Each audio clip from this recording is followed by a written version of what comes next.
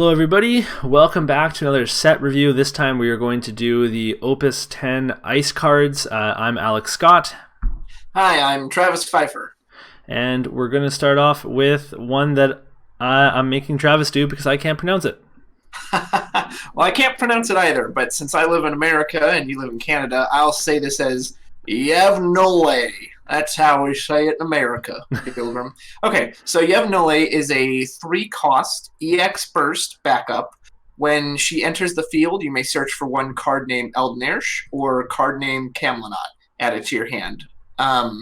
So yeah, we'll see in a little bit that 2 new versions of those cards came out specifically in Ice. She's obviously your searcher that goes and grabs them. I feel like all these searcher type cards are basically the same. They're 3-cost, they're backups, it's an EX burst, they're solid. What more do you want? What do you think? And just to also mention that this searches the dark versions as well. Yes. And there is a distinction like with the searching because we have these 3 CP searchers that don't have EX bursts. Then we have the ones that do have EX bursts. Oh, that's true. And then we have the 4 CP ones again with and without EX burst. And I always think that, the less specific or more expensive something is, they'll give it the more specific a card is, they'll give it an EX burst. So this one only searches 2 targets, but they're both really good targets. So that's why it's kind of crazy that this is also an EX burst. Just EX bursting a dark cam into your hand seems pretty nice. Or a Paradise for the win. Right, yeah. But now you can have Paradise fodder that is discardable for CP, which is good too. So it just seems like a really good card. Agreed. I would like to say I kind of wish they would do original artwork for these. When they just do the screenshots, especially of 11, 11 is just not really that great of a good looking of a game. So I don't know. These images always seem kind of cheap when they do that. And there's a certain Earth legend we'll be commenting on much later in a different review. But yeah, I wish they would have done original artwork for this one. It's funny because I've played 11 and just that fact alone, I really enjoy the 11 cards, but I am 100% understanding of anyone that says, what is this? Because if I hadn't played 11, I think I would feel the same. And there are some 11 cards even though I enjoyed it so much, I'm like, okay, this is a pretty weird card. And disclosure for me, as much as I'm a huge Final Fantasy fan and I've played almost all the games, 11 is the one I haven't really played. So I don't have much of a connection to these characters because I'm like, I don't even know who these people are. But anyway. It is free right now. I'm going to play it after this. Okay, moving on. We've got Une, which is a 6 CP ice backup. And when you cast a summon, choose one forward you control, remove it from the game, then play the removed forward onto the field doll. This effect will only trigger during your turn and only once per turn. So basically for a huge CP investment, you're going to be able to basically recur forwards and use their abilities over and over, their ETBs. So that actual effect is really strong. Obviously Renoa Legend is played a ton. It's just that you have to be able to get this going. Luckily it's casting any summon of any cost, and then that makes it pretty nice. You have to also watch out that this is only during your turn. So there's a lot of applications for this, and they're not just for flickering ETBs. You can also use this to dodge removal, because again only during your turn, but at the same time your forwards that you're flickering are all susceptible to removal to kind of stall this. One last thing that I'll say about it is you need to play it in a deck with proactive summons, which Ice doesn't actually have a lot of. Ice has reactive summons. So like a proactive summon is something that you can use and gain a benefit from anytime, because if you need something like deal a doll forward 7,000 damage, well, that opportunity might not always be around, but with this strategy you're going to want to do it on demand to really gain that advantage. It's Ice. That opportunity will always be around. But no, I get your point. I'll be honest, this card kind of scares me. Like you said, not only for the fact that you basically have a Renoa on a backup, and I hadn't thought about it originally when I first saw the card, but we discussed it too, is that the fact that you can use it to dodge removal. Somebody tries to Bahamut you or something and I'll cast the Mind Flayer summon, and then boom, not only does my Sephiroth dodge your move, boom, he comes back in and you're discarding another 2 cards. I'm hoping it's going to just be too expensive for people to really use, because again, it seems like it could be really abused. Maybe not, maybe it's just too expensive to be able to get that to go, but I just have this terrible scenario in my head of someone just Sephirothing me over and over and over and over again. I just have no cards in my hand. So this card definitely has a lot of potential and a lot of power in it. Yeah, and it does really suck to play this and have it broken by something like Hecaton, Alexander, or any other sort of backup breaking. So if you do play this, you need to protect it in a meta where like people were checking for this. Then you need to play something like Dr. Sid or something like Aerith, or like you'd really need to protect it because people can tech against it so easily. Right. So, but we'll have to just see if it ends up being a big thing or not. Okay, moving on. All right, next we have, as mentioned earlier, Eldnersh. This is a 5-cost forward, 9k power, descendant of the Xylard, of course. His text reads, if you control a card named Camelot, the cost for playing Eldnersh onto the field is reduced by 2, so he'd become 3 CP. When Eldnersh enters the field, choose 1 character opponent controls. Dull it. He has a damage 5 effect. When Eldnersh enters the field, choose up to 3 characters opponent controls. Dull them. I've already seen some people use this in my local play. He seems very strong. As much as I love the Dark Paradise version and just kind of the fun of him, this one's probably a bit more consistent and more reliable just because he's a little cheaper. If you've got Cam on the field, he's only 3. So when you enter dulling a character, and you could even dull like an essential backup, like let's say they've got an Edward they're saving to maybe hit you with Silent Verse, and you're like, nope, dull that. So then they can't, counter a summon you're going to use. And of course, the damage 5 ability is excellent, dulling 3 characters, and he's a 9k beater. So yeah, he seems very strong.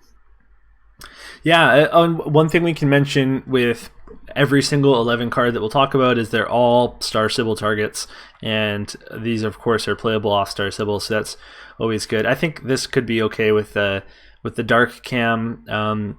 Ice is already very saturated at the 5 CP slot, although this is like kind of 5 CP. So I'm interested to see. I think it's definitely a good card. If it's just to see if it will make the cut or not. I'm glad you brought that up because in general, and I'll kind of do a little review at the end of this, but in general, I don't know how much play any of these are going to see, despite the fact that like on their own, they are good cards. But like you said, Ice already has so many good cards at this spot. I don't know if you're going to are you going to take out a Kuja for this? I don't know. Yeah, I agree with that.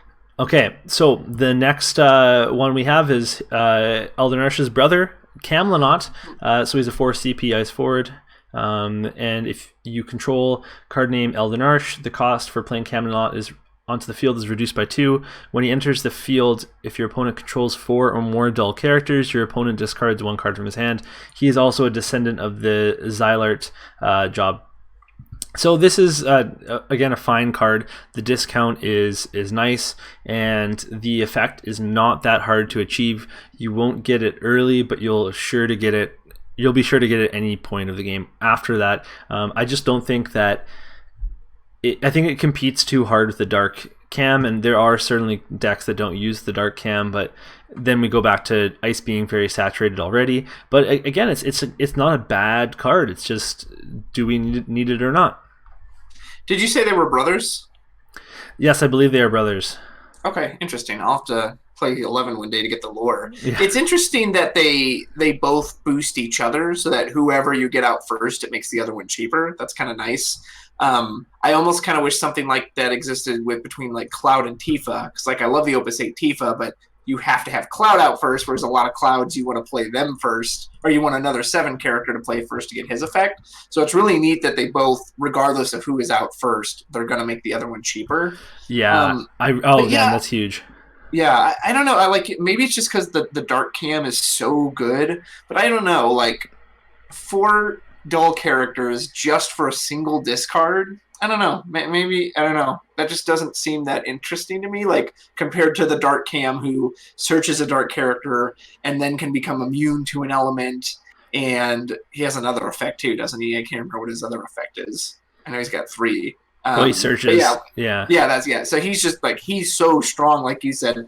It's hard to see playing this one over the dark version. Do keep in mind. I mean, a 2 CP 8K that makes your opponent discard. It is true. Like that is objectively a very strong card. So like that's kind of where that effect is pretty neat. But I mean, again, overall, I think it's okay. It's fine. Mm-hmm. Okay, moving on. All right, so we have our backup. This is Bard, 2 CP, standard unit. He's not unique, so you can play as many as you wish. When Bard enters or not as many as you wish, but you can play up to 3. When Bard enters the field, if your opponent has no cards in his or her hand, draw 1 card. I think this card sucks. Ice already has so many good backups, like that's so specific. And I get that it's Ice, and Ice makes you discard anyway, so yes, there's a chance, but you know, these 2 CP backups, generally you want to be playing them early in the game and as soon as you can. You know, I'll see people throw down Jill Nabat or Emperor early, even if their effect doesn't go off, just because you want to get that 2 CP backup down. So, especially early in the game, chances are they're going to have a full hand. So, I don't know. This just seems so specific. I don't like this card. If this card had come out sets ago, before Azure Dragon and before any of the like kind of the utility that Ice has gotten, I would have been really excited about it, because Ice a long time ago wasn't actually as good as it was now, and it needed card draw. But now this card doesn't really have a place, and you're absolutely right about it often being too late or too early, so you're not going to have backup space, or you're going to play it for no value. The one thing that is cool, I do like that it's thematically cool. Like it's Ice's job to discard other players, and this is a card that gives you an advantage for following that theme. So I kind of like having those cards around, but in terms of it being competitive, I don't think that it will be. Right, agreed. Okay, so next we have Kurosame. He is 4 CP forward, and if you control a category type 0 character, the cost for playing Kurosame is onto the field is reduced by 1, and he's job instructor. So essentially, if you have any character at all from type 0, he's a 3 CP 8K, and if you specifically have Emina from Opus 3, who also discounts him, he goes down to a 2 CP 8K, which is kind of neat. But again, we already have a 2 CP 8K called Camelot, and funnily enough in the same set, and we also have just like a ton of other cards that you're going to be playing in this slot, so I don't really think that it does too much that we need. Ice in general seems to be an element that really favors ETB effects. You know, almost it seems, you know, Sid Reigns, Orphan, Kuja, Sephiroth, like all their big Genesis, Locke, all these cards have effects right when they enter the field. So it seems very weird to see an Ice card that doesn't have that. Like, you know, other than the cost reduction, this card doesn't do anything special. It's just, you know, 4 CP 8K or potentially 3 CP 8K. So yeah, it just seems very kind of out of place in Ice. That being said, Kurosame from Type 0 has a very kind of scary looking mask, and it looks very adorable here in this Theater Rhythm art, so I do like that. Okay, why don't you tell us about the first legend that we're going to talk about? Yes, the Cloud of Darkness.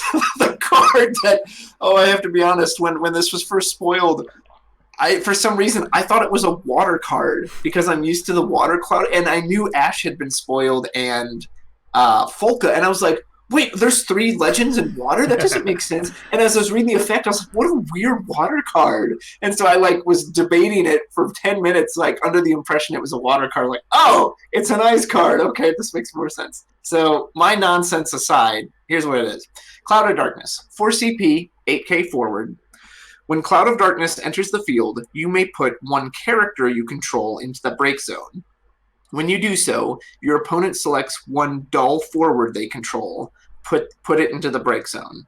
Second effect, when Cloud of Darkness attacks, each player selects up to 2 active characters he or she controls. You have to select as many as possible, you dull them and freeze them. So Cody Snodgrass, who is on the Worlds team, plays at my locals, and he hates this card. He doesn't think it's very good at all, and I can see why. While it has a lot of neat effects, this card just seems so, I don't know, like it just seems like so much work for what it does. Like I just feel like any of the other ice cards that are just guaranteed, hey, when it comes in, it does this. Genesis, you put them in, boom, he dull freezes something. So for this to come in, you have to sacrifice one of your own characters, and then your opponent has to have a dull forward, and then they can choose that. But again, they choose that effect. So if they've got you're playing water and they've got a dull Purim and a dull Viking and a dull Ash, they'll just sack the Viking.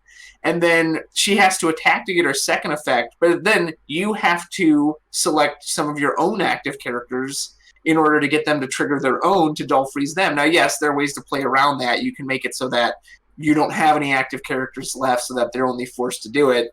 But I was also thinking, shoot, if I was playing against this card, I would attempt to leave just active backups. And then you can just tap those backups on the stack, hit a summon, and then you completely cancel that effect. So for me, this card is just too situational, too dependent on all these other factors. I would much rather have something that I play it and I know it works. Am I off base here? What do you think? I think it's a build around card. So one thing you can do with this card is you can build around having activation if you're in wind. You can build around dulling things and freezing things that you don't care about being dull and frozen, like monsters, especially monsters that don't have dull abilities, because they can still use their put into break zone abilities when they're dull and frozen. It doesn't really matter. So there's certainly ways to work with this card, and I also just think that the ETB is good. Like we would all play this card without the second effect if it was a hero, because putting a character into the break zone is okay. We see that on Vincent. We see that on Kane, for example, is one of the most played lightning cards that came out last set, and the whole basis of playing Kane is that you can put it back up into the break zone, and this lets you put a character into the break zone. So that could be a monster, that could be any sort of backup that you want to clear, which sometimes you want to do in ice. So I do think that its ETB is actually fine. Like it's fine. It's not incredible, but it's a good ability, and it's removal. So, and ice does have some pretty selective removal problems with 3 costs. So this can help out a little bit. So the second effect, again, I think if you build around it and you're working on stalling your opponent, it's actually decent. The biggest downside is that when you dull and freeze things on your own turn, your next turn they're just going to be dull, not active yet, and you're going to have to dull and freeze 2 more things if you had more active things. So if you're not dulling everything you have, or if you're not specifically playing around this and building around it, then you're going to run yourself into a corner pretty quickly. So I can't count this out, because I know there's some crazy genius out there that's going to make something with it. Is it going to be me? No. You did bring up a good point about the monsters. I hadn't considered that. That would be, like you said, something like a scale toad or something that you don't care if it's dull or frozen, because it's just sitting out there with its effect anyway. So that is a good point. I hadn't considered that. Monsters would be a good way to kind of use this card's effect to your advantage. It is important to note the first effect is optional, but the second effect is not optional. Yes. So, like you said, if you already had 2 dull frozen backups or something and you attack with her, you're going to have to dull freeze something else again. Yeah, assuming you have active. Yeah. I mean, I can see the potential of this card. I just don't know if people are going to give it the time of day. As always, the Amano artwork is great. She looks fantastic.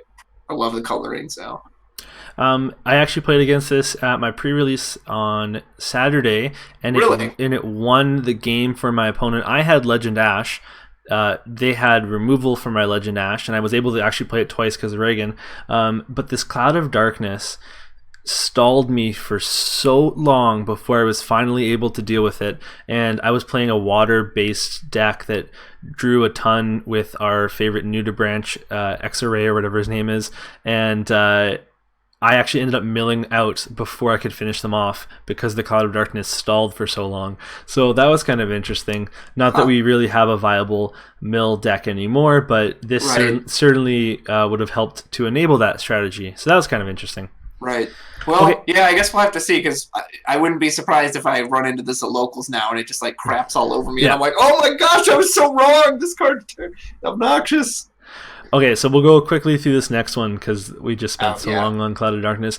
Black Mage is a 2 CP backup, 2 ice and break it, and Dull and break it.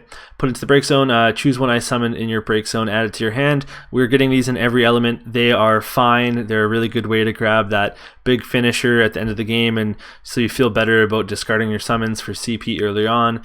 They're all fine, and they're all, I think that price point's good, and it just depends on how vital your backups are to your strategy if you're going to run them. But yeah, it's a good card. Love the artwork. Looks great in full art. Yeah. Okay, how about the next summon? Ooh, another mono artwork. Looks beautiful. They did they released a bunch of summons this set with a mono artwork in the heroes. So this is Shiva, 4-cost Shiva. Summon, choose 1 active forward and 1 dull forward. Dull the former and deal the latter 9,000 damage. If you have cast a card named Shiva other than Shiva this turn, also freeze all the forwards opponent controls. This card's great. Even if it didn't have that second effect, I honestly don't know how often that'll get resolved, but still, like, you get to dull an active forward, and then you pick a dull one and deal it 9,000 damage, which most likely is going to kill it. It's interesting. It's almost has a little bit of a lightning vibe, because, you know, usually ice is like, well, it only exclusively deals with dull things. So it's interesting that in this case, it actually wants an active forward. Like, yeah, just for 4 CP, you get to dull a forward and then basically kill another one that's already dull. That's really good. And then on the offhand chance that maybe you played a cheaper Shiva this turn already to freeze their entire board, that's really good. I think this card is very great. Is very great. I think this card is great. I would have to check with my local judge to verify this, or maybe you know this, Alex. Do you have to resolve both effects for this card to go off, or can you technically only resolve one of them? You have to have targets for sure. So that means that if you need to have an active forward to dull to try to kill one of their forwards, then you can choose one of your own forwards if need be. There was actually a situation at my first pre-release down in America where somebody 9K'd their own dull forward to dull their opponent's forward and swing through for victory. So like you can choose, yeah, that's commitment right there. You can choose your own stuff, but I think you need to have targets for both these effects for it to happen. But I don't see that being too difficult. Like, it's you're playing, when you're playing it, you're going to have, I think this card's very good. Yeah, that's the one thing I'm going to have to find out is, because at 4 CP you want to be able to do this, and I want to find out how many times I'm pulling on my hair because I can't get this selection to happen. Right. And I think that most of the time you'll be fine, but those times where you can't do it, that's going to be tricky. Right. But overall, seems like a strong card. Agreed. Okay, so next up we have Genova Synthesis, which is a 5 CP forward. And it when it attacks, each player discards 1 card from his or her hand. And I don't... Okay. The job is Genova, so that's creative. This card was a monster in sealed, and I think it's going to be really good in draft, and otherwise it's nothing for constructed. We have lots of discard already, and we have lots of 5 costs, and it doesn't have an ETB, so it's just not going to make it too far in constructed. To quote my friend Stephen Riley, this card's garbage. Looking at it purely from constructed, like, okay, little mini rant here. Maybe this is just me. If you're going to have something where the design of the card hurts me as well as my opponent, the positive side of that has to be so good that I'm willing to take on the negative. But as you pointed out, we already have so many cards that just make your opponent discard. So if I have to discard as well, like, to me, this card needs to be something truly great to be like, okay, I'm willing to take on that negative effect. But it's just a 5 CP 9K. Like, I don't know. In constructed, there's so many other ways to just get your opponent's hand. Like, why would you want to risk your own hand as well? So I don't like this card at all. Yeah, I mean, with any of the symmetrical discards, you need to have like you want to just be playing a game plan where you're pitching your hand, kind of like the Turbo Ice used to. Right. On one side note here, this is just the weirdest card they could have picked for our theater rhythm art. Right. Honestly, Very it's strange. just so bizarre. Okay, we've got a possibly good card coming up next. Ooh. Skilla or Scylla? I'm not 100% sure how it's pronounced, but it looks like a hound out of hell. So Scylla is, I'll say Skilla. Skilla is a 7-cost, 7k forward. When Skilla enters the field, choose one dull forward opponent controls. Break it. Your opponent discards one card from his or her hand. So, yeah, I mean, 2 really strong enter the field effects, getting to just instantly break a forward, which, yeah, instantly break a forward, and they also discard. That's very good. The only thing I that even like gives me pause about this is it's so expensive, and for that price point, it also doesn't have a huge body on it. You know, it's 7k. So I don't know if this will see play simply because of how expensive it is, and people, you know, I don't know, maybe you would favor Sid Alstein. Of course, that requires your opponent to have an empty hand. So maybe they will. Maybe Ice players will favor the fact that this is just an unconditional, hey, if it's dull, I break it. Yeah, so oftentimes I'll lay awake at night thinking about Final Fantasy trading card game. And last night I was thinking about this card, and I was thinking, is this card worth it? And when it comes down to it, if you compare it to other cards that are similar, like Earth Cecil, or even I'm totally blanking on his name now, the 5 CP Earth that breaks a dull forward. But you have Cecil, to, right? But you have to pay Earth CP for it. It's one of the generals. I play this card all the time. Yeah, Asmodee. So it is the exact same cost as those net wise because of the discard. So it really is. That's true. It's on curve for what it does net CP wise, but it's better than those cards because there's no CP restriction and there's no damage restriction. So that's kind of where that trade-off happens, to have that top-loaded cost of it being a little more expensive. And for that reason, I think that this card could be really good again because Ice has like some removal locked down. When I said 3 CP forwards earlier, I meant to say 4 CP forwards. Because obviously we can deal with all the prime numbers with our Zaleras and stuff, but 4 CP forwards is actually kind of an awkward spot. So this can actually break them. It can break things like Yuri that can get out of reach. So I think it's going to see some play. I think it's going to see some experimentation for sure. Okay, next up we have Squall, which is our other legend for the set. This is a card that has grown on me more and more, especially now that I've been playing it in a few different decks. Squall is a 3 CP forward, is a seed candidate, which is important. That means he's searchable off of Selfie. When Squall enters the field, and also he gets a boost from Quistis. Yeah. So when Squall... some Squalls don't, because some are just seeds, which is stupid. Yep. Because, okay, right. So when Squall enters the field, choose one character. If your opponent has 2 or less cards in their hand, dull it. That's already fine, okay? And he's on curve, so that's good. Damage 2, when Squall enters the field, choose one forward, dull and freeze it. Now we have a 3 CP Genesis that activates on your second damage. That is fairly reliable. Damage 5, when Squall enters the field, choose one forward. If it is dull, deal it 8,000 damage. This is really important to read this carefully. When Squall enters the field, choose one forward. It can be any forward you want. It can be active, dull. It can be in between. But then it says if it is dull. So why this is important is most Ice things say choose a dull forward. And if it's not dull, you can't choose it when you enter.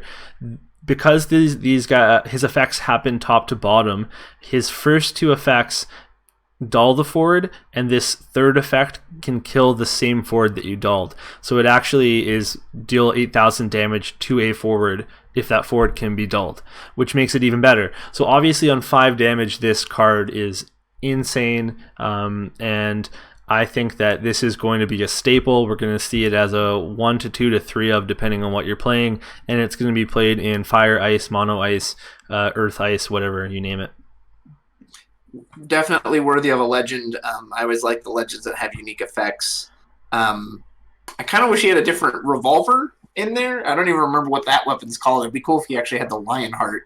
But yeah, it's great. The fact that, like you said, the way it stacks, that you can then choose the forward you dulled. And I think it's really, in particular, the fact that the second effect kicks in on damage 2, whereas it seems like a lot of things kick in on damage 3, but damage 2, that's pretty early. He seems great. I was a big fan of the Squall that came out in Opus 9, where he would get cheaper with other 8 cards, and on attack he can dull like any character. So that was really cool, but this guy is definitely going to give him a run for his money. I haven't gotten to try him yet, but I'm very excited to put him in my 8 deck. He seems great. He automatically went up a few notches as soon as I actually played him, because I thought he was fine, and then I thought, okay, he starts to look pretty good, and then when I played him, I'm like, oh, he's incredible. I play him in Earth Ice, and the ability to recur him, and he's so cheap at 3 CP, and just stall your opponent, and you can dull freeze one thing and kill another thing. It's pretty huge. That's awesome. Yeah, and I also like that the card limit, 2 cards in hand, that's relatively common, so you're probably going to be resolving that most of the time. Yeah, he's great. Okay, so this next card is a war hero, so please speak with reverence. Sephiroth! So the war hero returns. 3 cost, 6k forward, Sephiroth. He has back attack, one of the rarest abilities in the game. When Sephiroth enters the field, choose 1 forward, dull it. At damage 5, Sephiroth gains 2,000 power. He also has a special ability called Draw Slash. The cost is simply 1 Sephiroth card. No other CP attached. You just have to pitch a Sephiroth card. And until the end of the turn, Sephiroth gains 1,000 power and first strike. Yeah, I think this card is scary good. So 3 CP, 6k. You know, because he has back attack, you can play it on your opponent's turn, and you can cause them to dull something that, you know, maybe they thought they were going to get in 3 hits on you this turn, but now suddenly they're only getting in 2. Obviously, he can do a surprise block, which is especially effective if you're at 5 damage, and he's an 8k now, or if you're able to pitch 1 for the Draw Slash, and now you've got first strike. Anytime you can do a back attack, boom, surprise. And because he's ice, and because both him and the legendary 7-cost Sephiroth both have specials, like, I don't think you're going to hurt yourself by running 3 of each of these, because they're both then just special fodder for the other one. Like, this card seems very strong.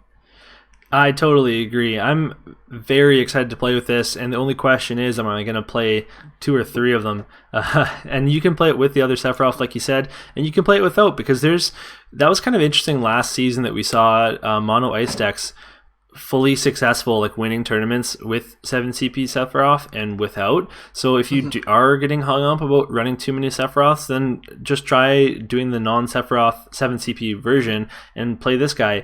I think that the 6k power is very strategic in that this will likely need to see play at least to be a blocker in mono ice, with Dukelarg boosting it to 7,000, because if you're playing this in other elements, then that 6k might not be strong enough for some games. Of course, there's damage 5 in the special, but overall, I'm so excited to play this card. I cannot wait to test with it. Yeah, back attack is always just a tricky thing, so yeah, it's gonna be good. Yeah, well, and also the one other thing is that with every other card at this level or even below this level, they've put these crazy restrictions on the back attack. Like, just take a look at Edge and Tidus. Like, this is better than Legendary Tidus from whatever Opus that was. Opus 7, yeah. In my opinion. And no, you're right. It's not as advertised, because, like, yeah, both him and Edge, as much as I enjoy those cards, you know, I believe because they have to be played off a backup CP, you kind of advertise when you're going to do it. Yeah. Whereas him, he can just come out of nowhere, so... Okay, so the next one is Sara, and so she's a 3 CP. I actually just lost my... my image here. Okay, 3 CP, 7k forward, job commando. She can dull and put 1 card name Mog 13-2 into the break zone, choose up to 2 forwards and dull them. That's a fine ability on its own. And then 1 ice and dull, choose 1 card name Mog 13-2 in your break zone, play it onto the field. We also got a new Mog 13-2, which we'll talk about in a bit. But this seems like it's going to be pretty slow. I mean, obviously, 2 dull abilities, no ETB, you have to play this, wait a turn, etc. The abilities themselves are pretty strong, and you could run a couple of different Mog 13 twos. You could run the Searcher, and you could run the 2 CP, and then you're pitching the 2 CP one, and that's the one that you're bringing back because it actually boosts her, and that makes it really interesting. I think that ultimately it's not going to be quite enough because, in my experience, breaking backups and replaying backups and doing that kind of strategy, it often feels like you're doing a ton of work and you're like you're running in circles, but you haven't really gotten anywhere. Right. I do think that this card has potential, but there's so many hoops you have to jump through. So I'm kind of on the fence about it. I love the artwork. I love this card. So here's the thing, Alex. See, you are looking at it realistically of what'll happen when you actually play the game. In my world, every single turn, I'm just tapping Sara, bringing back Mog, tapping Sara, and it's just an endless chain that my opponent has 0 answers to because I'm playing myself, basically. I wish. No, you're probably right. Like, in reality, it's probably going to be too difficult to get that chain consistently. But, oh, man, in my head, that's just how I spend the next 10 turns of the game, just doing that endlessly. So I do like effects like this. I really like this is like a combo piece, and I like when they synergize into each other like that. And it's just neat that, in theory, you could just endlessly loop this every turn. So, yeah. You're probably right. Probably won't actually happen, but a man can dream. Yeah.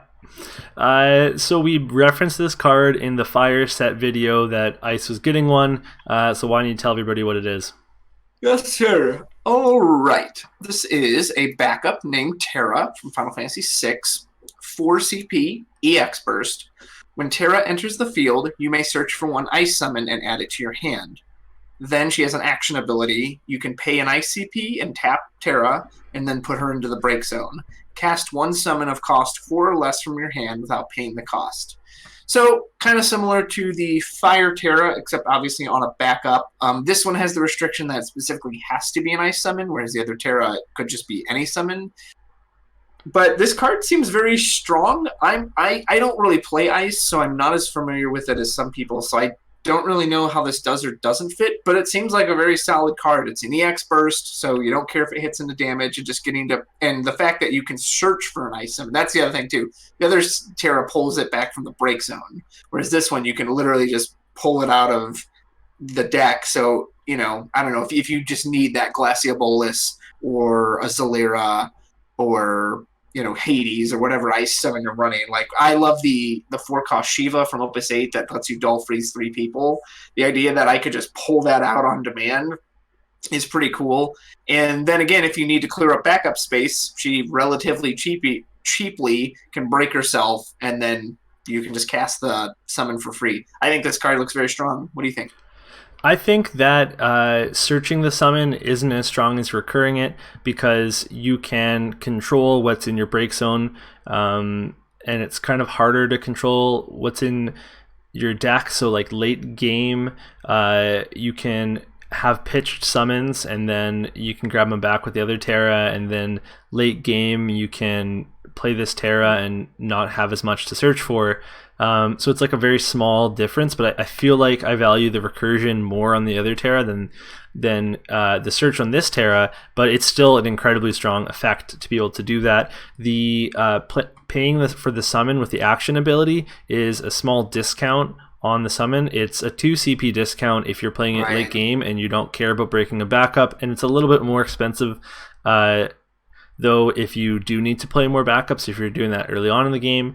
The one thing that cannot be underrated with this card is that it's a 6 backup, and that is very, very important, because having this 6 backup enables all of your category 6 synergy, so your lock being able to make people discard, and that's actually really relevant in mono ice, because in fire ice we had all these fire backups that were category 6, and in ice we had Setzer and the Searcher, but now we have a third one, and Terra wasn't seeing play in a lot of 6 decks, so you might even be able to more easily go to back to the 5 CP forward Setzer. You can search the Searcher, you can search Terra, and then get your lock online and just be more consistent. So I mean, this is just what Mono Ice didn't really need, but now it's stronger, so that's Right. fine, right? Well, and to piggyback on that, when I was saying that, I was thinking of Mono Ice. Yeah, like if you're playing Ice Splash or something else and you have fire, obviously I think you would want the other Terra. Oh, yeah, in yeah. Mono Ice, Yeah. I think this could be quite strong. Big time. Okay, the next one is Dendrobium.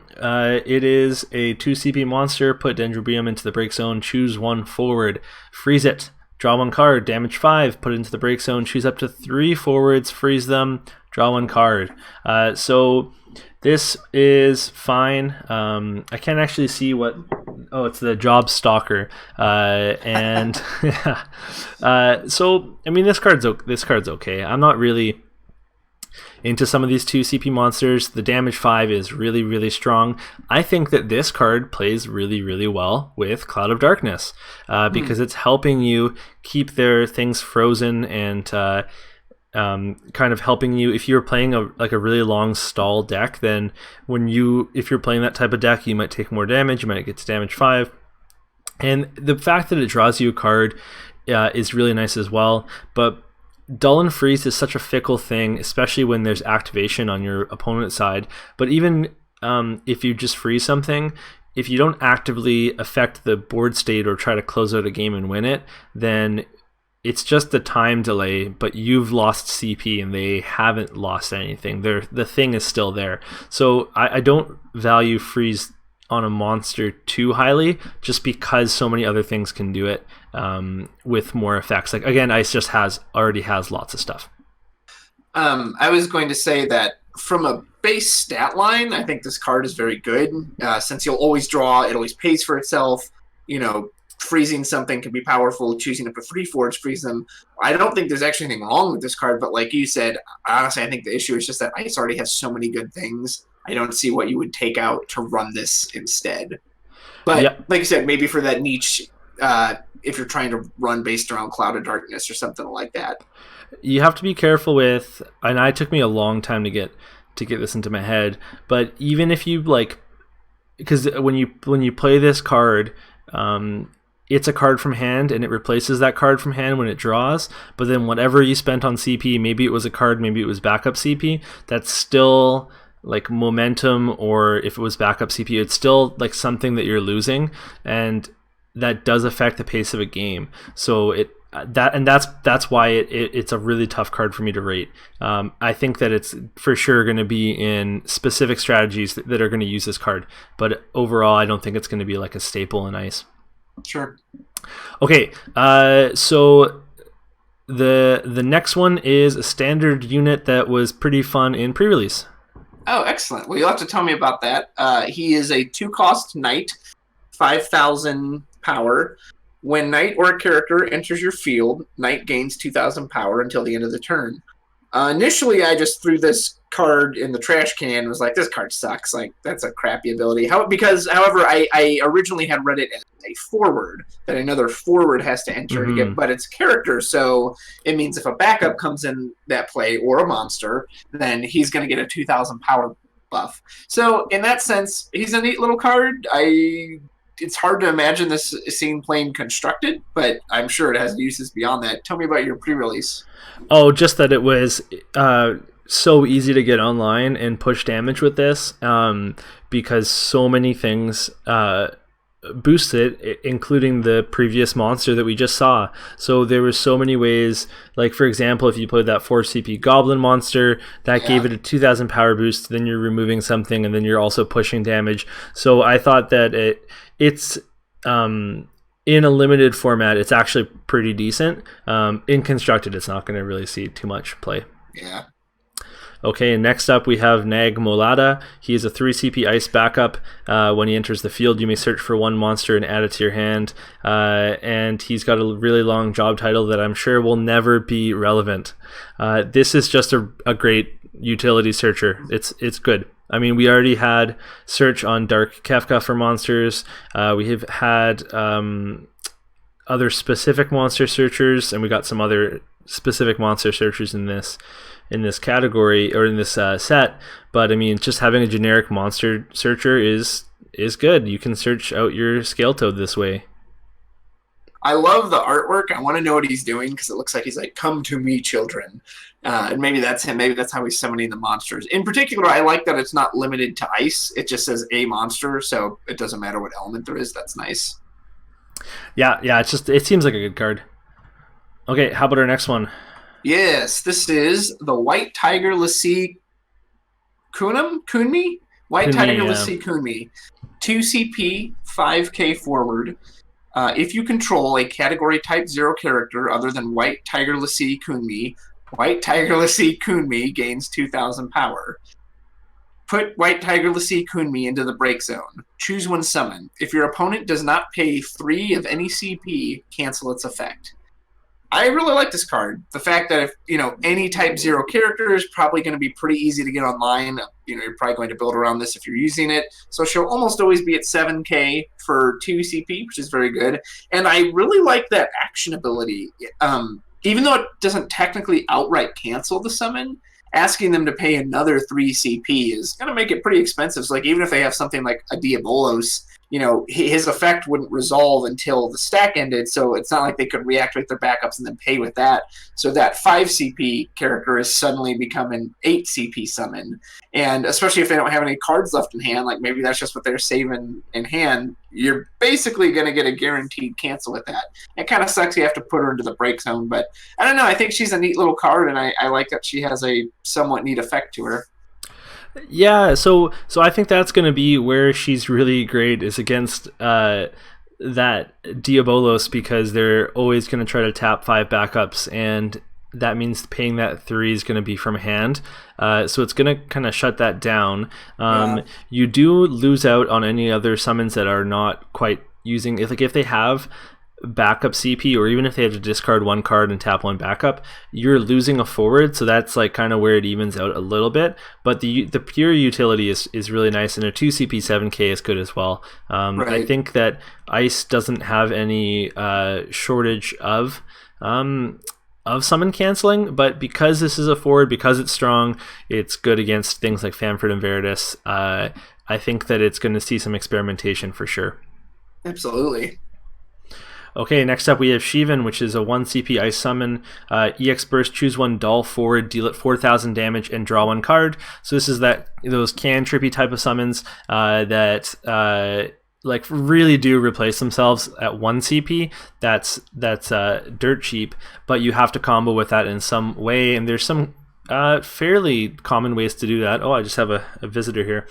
There are some fairly common ways to do that. For example, legendary Celas can swing, and when you swing with her and deal damage, then you can ping something for 4k. And there's other ice cards that ping, so you could build this into some sort of a combo. But overall, I don't think that this is going to see play over other ice summons. For example, most ice decks will only run some Ziliras, either copy or Glass Out Labolas, and I mean oftentimes ice just focuses on their forward ETBs and just runs 3 Glacias. So I think that's just too tough to crack the summon lineup unless you really do have a specific strategy built around this. Right. Summons like this always strike me as so interesting because, again, if you just look at the stats of the card, it's great. It's 1 CP, it's an EX burst, deals damage to all forward, draws you a card. There's nothing about that that's bad. But, yeah, I can't see anyone playing this because, I guess the other summons are just more powerful, more valuable. I like the artwork, though. It's cute. Yeah, absolutely. And it's a full art. Okay, This is our final card for Ice. All right. This is a backup 2-cost Mog 13/2. So the card named Sara you control gains 1,000 power. When Mog 13/2 is put from the field into the break zone, choose 1 forward. Freeze it. So obviously this card was basically created for that new Sara we got. That Sara, I believe, was a 7k, so when Mog's on the field, she's going to be 8k, which is nice. And then when he's put from the field into the break zone, you get to freeze a forward, which obviously that Sara can do on a whim. And I believe, too, she can dull them. So, again, you can theoretically as I alluded to earlier, have this chain in your head where Sara's breaking the Mog to dull them, and then you're freezing someone, then you just recur him back, and then you're dulling and freezing. So, yeah. I mean, for a stat line, he looks absolutely fantastic. 2 CP, buff up Sara, and there's a lot of different Saras in the game. Now, maybe some people will favor the Searcher version of Mog at 3 CP, and I could see that, but this one was clearly designed to go with that new Sara that was created. I don't know if you'd use it outside of that. I also have to comment, what the hell is this artwork? I don't know why they picked that. Looking at. Like, and I've played 13-2. I don't recall any point in the game when he looks like this. Like, what am I looking at? I can't see his face. Is that, like, his helmet? Is he looking backwards? Like, you can see his little pom-pom and the wand he carries, and, like, the body is moving. I have no idea what this card is. Our artwork goes... It's unsettling to be sure. It's not like something in your nightmares. Honestly, it's definitely for the new Sara. Although the Cloud of Darkness can break this bad boy and freeze something.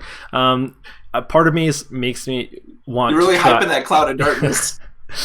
part of me wants to try it with that the 3 CP starter Sara, because it's at 6. Oh yeah. It's at 6K, and then it goes up to 7, and then you have Duke Larg, and it goes up to 8, and that's kind of neat. But I don't think it's worth it to run that over the Searcher, just because the Searcher gets you Orphan and Sid Reigns, which are 2 must-haves. So ultimately, this will see play with that Sara, and if that Sara sees play. Yep, you're right. Okay, this has been our ice set review, and I'm just like frantically scrolling to take a look and see that it's going to be wind that we're going to be looking at next. So thank you very much for tuning in. My name is Alex Scott. I'm Travis Pfeifer. And we'll see you next time. Bye. Thank you so much for watching. You can like and subscribe to support us further, and you can read the Mysidia Post articles at themysidiapost.com. You can also check out our Patreon if you want to support us more. And if you need FFTCG singles, then look no further than Cards That You Release. They've got great deals and prices. Check them out. Finally, I'd like to thank FF Decks for creating the best website for creating your Final Fantasy trading card game decks. They've also got a Patreon, so make sure you go check them out. They work so hard for the community, so let's pay them back. See you next time.